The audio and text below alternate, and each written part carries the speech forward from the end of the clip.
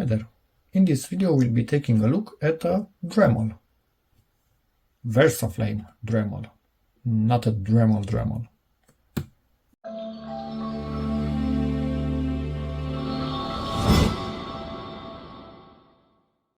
So let's get to it. This thing is a stationary Butane torch.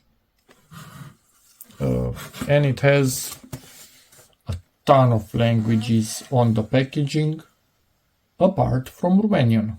What did Romanians do to you? So it has child safety lock button for hands-free use. Yes, because it has this that it can stand on, so you can use both hands to solder or melt or who knows what you are trying to do, something in front of this. Integrated piezo ignition, button at number 3, and that's about it. Okay, so 3 things, they are all there. You can use it to heat shrink, to shrink thermal shrink tubes, thermal reactive tubes. How are those things actually called? I never knew. Anyway, you can solder. Mainly I bought it for soldering because from time to time I need to do stuff outside and I just hate trying to get cables with me everywhere. So something like this should be okay. And also something like this is much more powerful than your average soldering iron. So this thing normally is a beast. I had a much cheaper no-name version many years ago. This was basically just pointing upwards from it and you would hold it by the tube. Tube was much thinner, plastic, whatever. It broke quite fast. But for as long as it worked, that was a beast, and I could solder really thick cables. It would just work, but you would solder directly with the flame. This one actually has a tip for soldering, which is nice. Yeah, and it also has a little case for it, which is actually even better. And right here. So, okay, I thought that each picture means something, but no. It says that butane is not included, so it comes empty basically. Okay, child safe ignition, I guess. Okay, thanks. It needs direct pressure butane, or actually that's how this is categorized as a tool. Maybe, we'll see. There's that, and I think these are the included things in here. It's, yeah. Any more info? Some actually reported online, and this is the model 2204, that they were able to basically melt thin brass wires and use those to basically, is that kind of, I think it's brazing, kind of soldering but with brass. So yeah, that's actually respectable if this thing can do that. I'm not sure if I will ever need something like that, but yeah. So this, I don't know why I expected it to be smaller, because it kind of makes sense that they are using the whole space of the packaging. Obviously we have the manual, but we'll take a look at that in a moment. Does this have hinges? No, it does not. It just comes up. This is glued in place, it seems, more or less. Yeah, it is glued. Many packagings don't have this glued in place, so it just falls. So that's nice attention to detail. Kind of a quick start guide. This is how you align the tips to insert them so they stay in place. You need to look at something in there. Maybe that shows you that this entered far enough. Maybe, or not. We'll see about that in a moment. unlock, that's the child lock, fill this thingy up, right there. Ah, that's how you, no, that's not the child lock. Wait, what? Okay, I have no freaking clue. we need to look at the tool itself. It's less self-explanatory than I was expecting. First thing that I want to tell you, this is thick. Now this is really thick. Maybe you can hear it, I feel it. Plastic. Obviously should be some thermal resistant plastic. What you see in here is the ignition wire, so it should be a wire inside of that. So it creates the spark between the little electrode and the nozzle right there. I think from here you kind of adjust the flame, most likely. Yeah, most likely. This doesn't seem to be moving.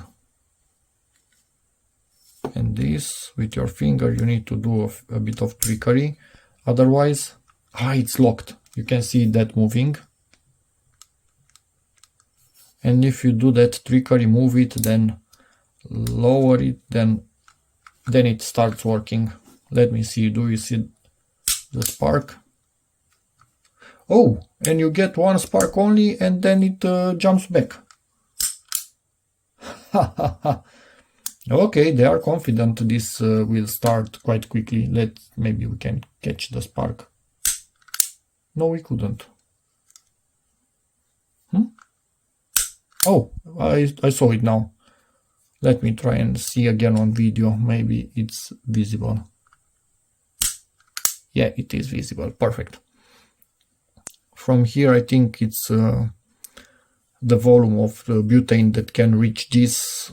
And probably from here you adjust how much air you are actually allowing this to take. Probably to start it, we need it to be like this, and then you adjust. Anyway. So, yeah, apart from this, which I don't really understand why they show us it needs to be in front, because it was basically in front from the start. I don't know, but I want to read the manual honestly in here. So in theory for A, you need to make sure that this is right like that. You ignite it. Then B, you rotate this thing. Why did it go so hard? Kind of locks a bit in there, doesn't it? It wants to rotate easier in this direction, not in this one, but they are showing us to get it in here. So B, then get it back. Leave it like this for 2 seconds, then rotate it back and leave it like that. I have no freaking clue. Let me read the manual. But anyway, we have in here some solder. This thingy, what is this thingy? This is huge. Some kind of extension? What? I'm curious what the manual says about this, honestly. That's actually freaking weird. You are not going on a plane with this. I can tell you that. The support, self-explanatory, that's quite simple. This, if you want to basically... Oh, so this thing is don't attach to this. You kind of need this first. And this... No.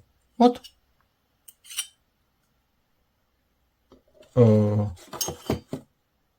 Okay, I guess I'm missing something, or it actually goes inside. Does it go inside? Oh, it does go inside. Whoa, that's weird. and probably you need to crank it all the way. This is used, I put it the wrong way in, when you have copper pipes and you want to solder them together, for example. It allows the heat to stay around the pipe and not be lost. Okay. A directional thingy. What? I don't see what needs to be aligned here. Be back in a second. So let's see what the manual can tell us. You have every element in here marked with a letter and maybe a number. And in here all of the info to go along with those. Feel free to pause at any time to read it. And yeah, from here it's German. So basically these 2 pages. I'm going to look at the specs. So refined butane gas, 22 grams or 42 milliliters. Runtime about 75 minutes on highest setting. Heat up time for soldering about 25 seconds. That will depend also on the exterior temperature. Nominal heat input 16 grams per hour. Okay. Cool down time about 70 minutes if it's less than, or maybe it gets to less than 25 Celsius, or if it's 25 Celsius less outside. Temperature, open flame 1200 degrees Celsius, hot air 680 to 1000 degrees Celsius, soldering tip 550 degrees Celsius. That's freaking hot. And that's the weight, empty. Okay. So now let's take a bit better look. G. What is G? Lock button. Cache, I guess. I know what it does. Now I understand. Okay. F. Child safety lock. Yep. D. What is D? Air control lever. Okay. H. Flame control. Yeah, it's as I expected, that one right there. E. Ignition. Yeah. B. Catalyst. Okay, so when you are using the soldering tip you need to add B. I'm going to test it first, just open flame, and then put this. What's M and L? M. Deflector.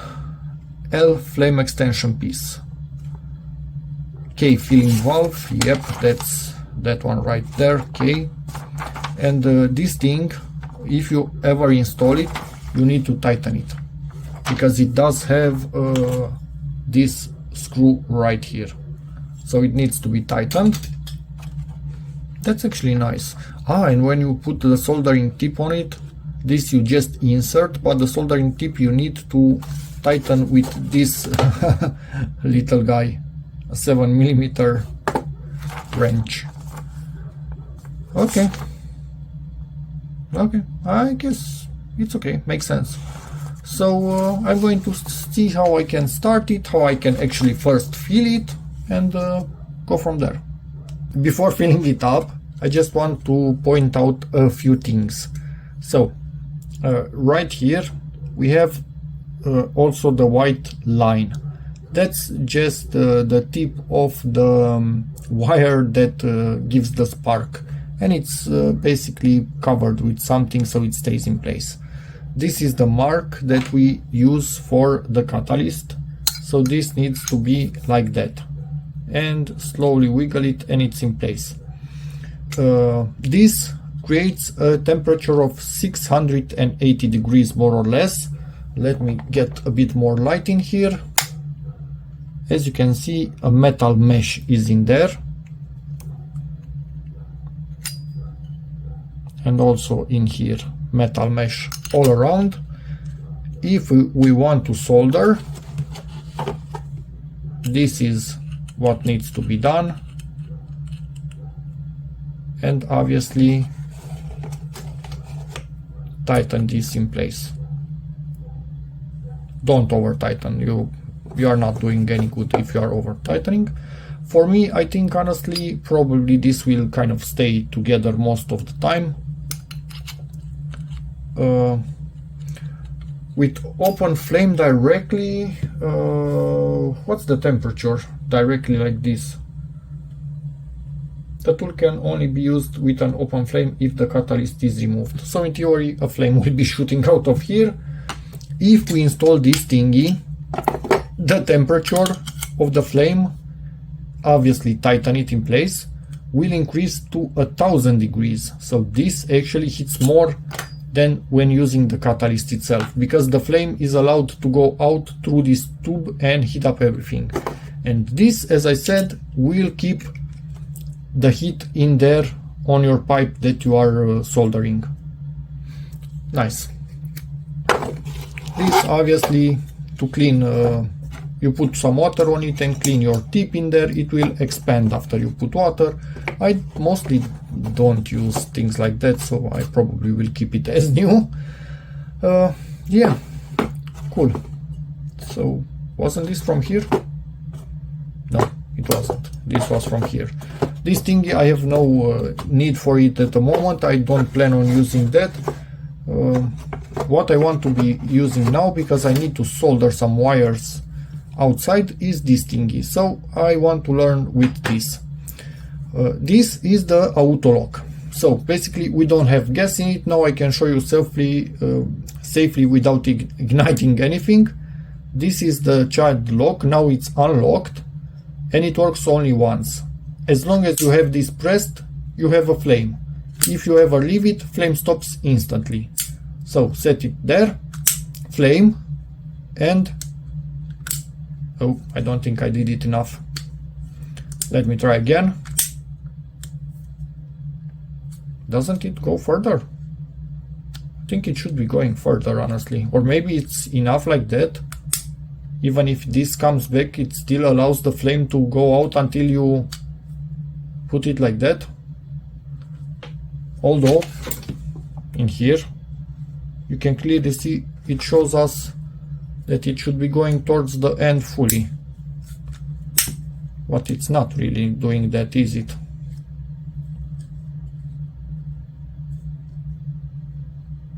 That's weird, but it does seem to lock in here. You can hear it. We'll see with the flame. If it holds the flame, then it's locked, and if it stops the flame like this, then yeah. Anyway, there's that. To not overheat the catalyst, this is when you start it like this, then for 2 seconds you go like that, and then you go back. That's basically to not overheat the catalyst itself. Not really sure how that is controlling the air and lowering the temperature and what's doing, but it seems that this is what we need to be doing when using this thingy. This is what I will be putting in. If you want to read instructions, it's quite dangerous. This needs to be head down, and it seems that this particular tip fits quite well in here. It's the same tip I use for lighters. So in theory, at this point you just press them. You should be doing this outside and not close to any flame source.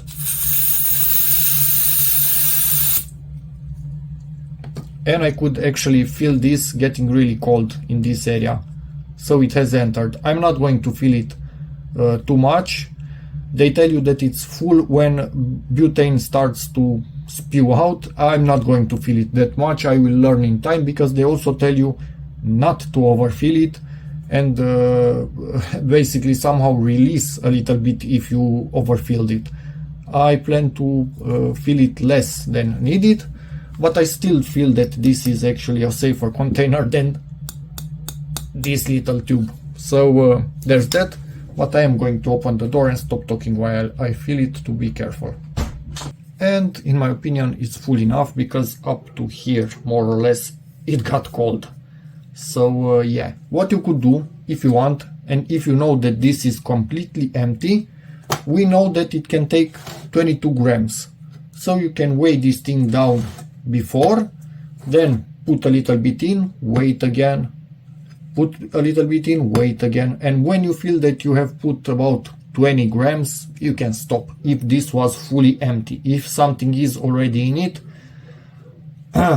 yeah, then it's a bit more tricky. You will feel it on your hand until where it cools. I wouldn't feel this unless you really need to work a lot with it, but even then I would just refill. This has emptied substantially, so a lot has gone into this, which is good. Now, yeah, let me get this out of the way before playing with an open flame. Just want to mention, I already did a boo-boo on mine.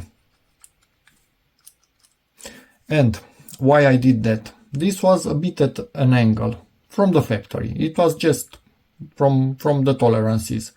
And I wanted to straighten it. Well, when I started to straighten it, I'm not sure if you can see. There's something in there. This will be fun to try and solve. Right there. So it has a slit in there and one in there. That I think is a nut on the exterior of this thing. Bumped into the phone. So that nut is probably holding this in its position. Well, now I need to see what I can tighten that nut with. So do not try to straighten it if it's a bit to one side, just leave it. Okay, so in case 1 of a million chance you do the same stupid thing that I did, but this could happen actually when using the extension piece. You could be rotating this by mistake. I don't like this design. That's a stupid design, honestly. But anyway, there's that. And this, I think it's kind of what ceramic or some composite material. Anyway, the idea is with something like this, put it in there to actually maybe at top, to not allow that to rotate when you are untightening, basically. Try to keep that in place. And now, again, try to keep it in place and tighten everything. So you are using basically this with its friction to tighten that. It's not tightened now. I cannot do it on camera because you cannot directly without a tool rotate this thing without a proper tool. They could have made a head that you could put something on it and tighten it. Maybe they don't want you over tightening and cracking this. I have no idea, but I can do it. The idea is to do not allow this to go back when you are undoing, and then when you are tightening, try it. Really hard to show you and do it at the same time. Tighten it like that. It's almost okay at this moment. The metal is already okay. This is still not 100% tighten. I will tighten it now. But yeah, it sucks. It's I hate it. Fully locked.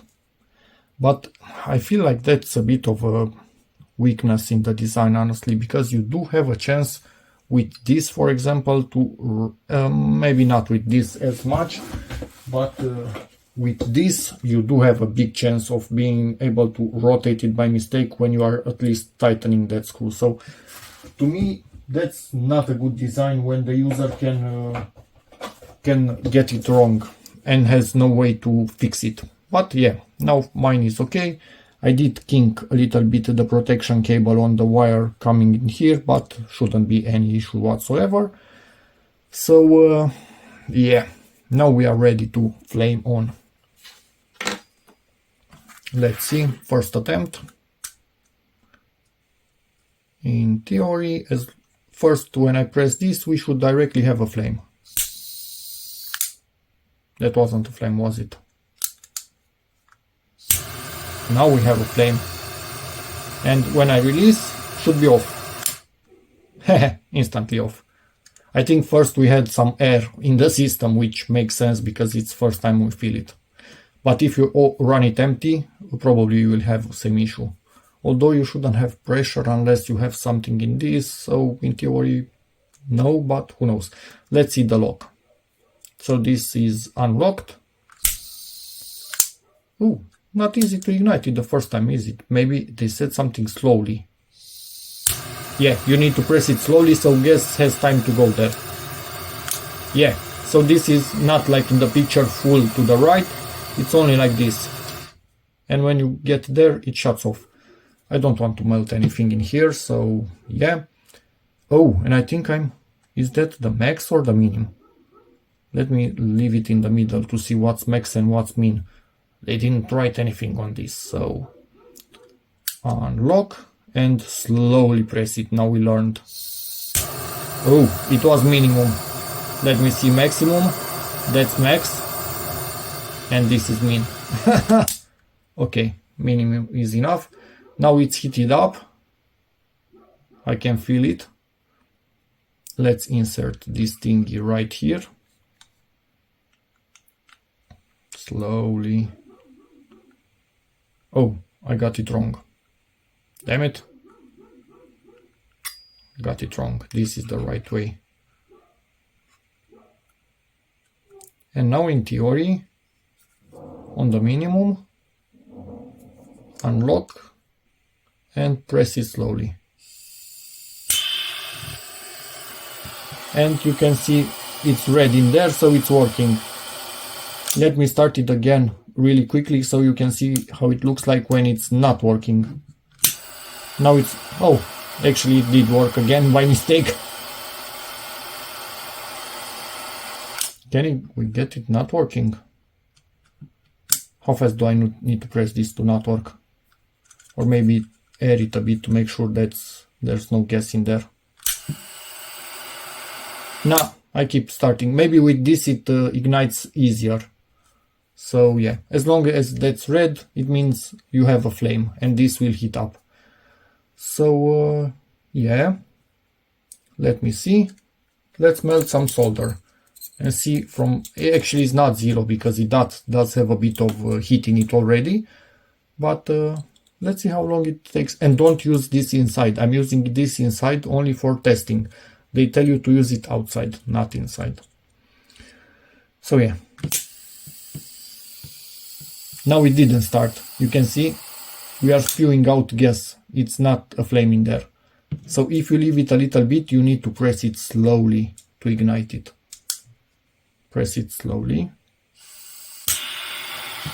And it's on. Let's see.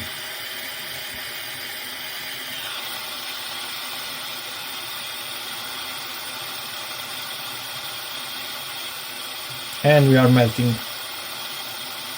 That's quick enough. And we are on minimum temperature. So, off. And tomorrow I will actually play with this thing and solder some wires, because this is why I bought it. Why didn't you tell me? Look at this. I was playing with it and I saw it changing colors, and I instantly stopped it because I realized what was happening. I forgot to play with this thingy right here. Maybe it will anyway change color from heating in time, but I forgot to play with this because I have that on. That's a trap. From time to time I'm 100% sure I will forget about that. But yeah, what can I do? So, on, stop it, and then give it a flame once again. I think they tell you for 2 seconds, 1, 2, and then allow it to heat up. I'm not sure exactly what it does, but the flame does, the color does seem to be a little bit less in there when you do that. So don't forget, that's important.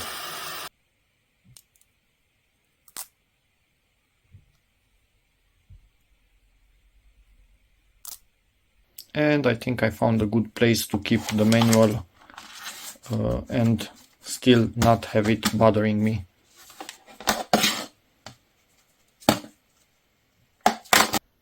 Actually found a better place for the manual under all of this. In theory, hopefully the thickness is enough to allow us to be okay, because it was actually pushing this up. It doesn't have absolutely any way of locking in place. They could have added some bumps or something and a lip in here for it to do it, but nah, they didn't. That's bad design. No, sorry, this is just bad design. This thing does not properly stay closed. I tried to push a little bit and increase the friction on this, pull a little bit on this. It should have had some bumps and some lines on this to create a point under which it locks. They didn't put anything like that. It sucks. Now I need to get this out and throw away the manual and report to this video if I ever need it. But that's... And this thing, what the hell is this? No. The quality is not 100% there, honestly. No. Honestly, this is the most unsatisfying box ever. Okay, so just by grabbing with pliers and bending the edge outwards at the corners, and also at the same time pushing this with my hand inwards, I have basically created two surfaces that oppose each other and want to keep this thing closed. I have no freaking clue how a company like this can't design a proper box.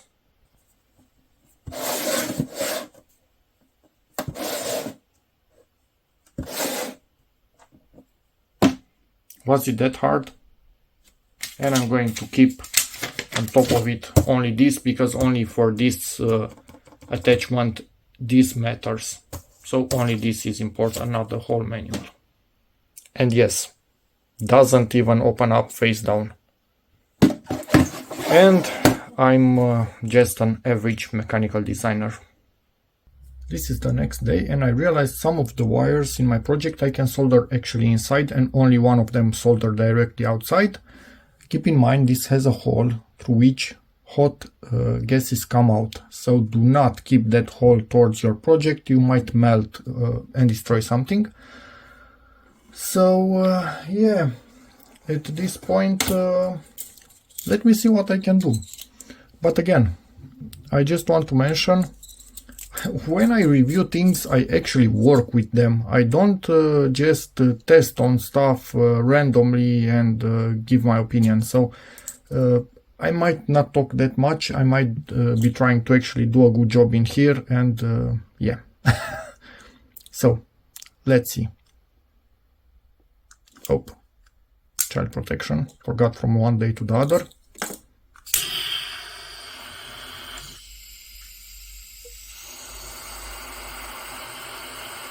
Were there 2 seconds in there?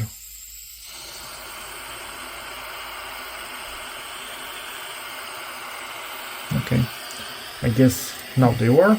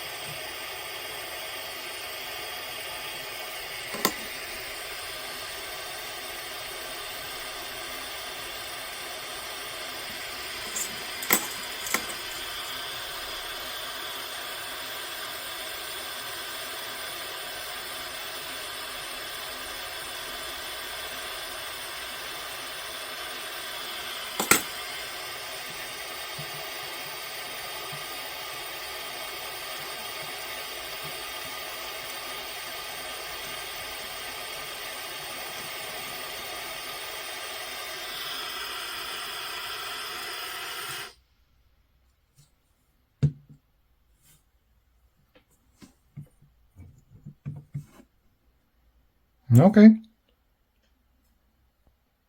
So, what can I say? It seems you can solder like with any other soldering iron.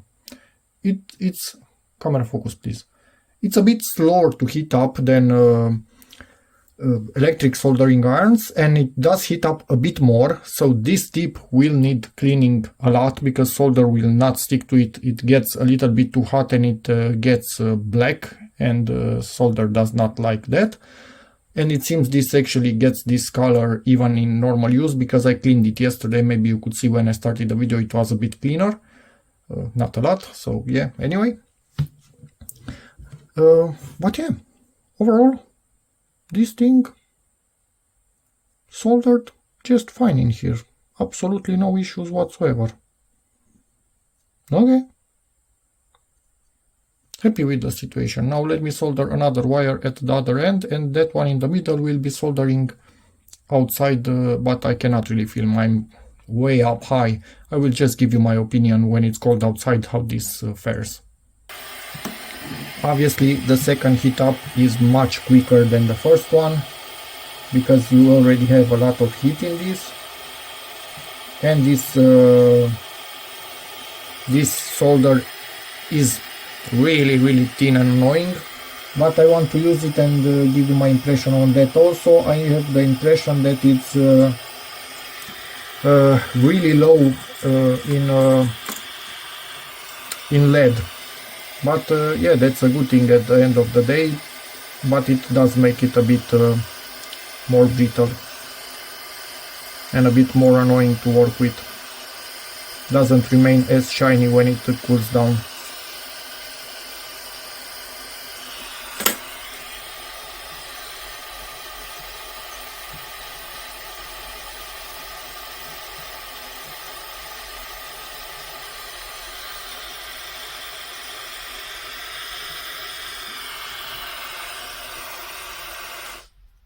Okay, I guess that's just fine.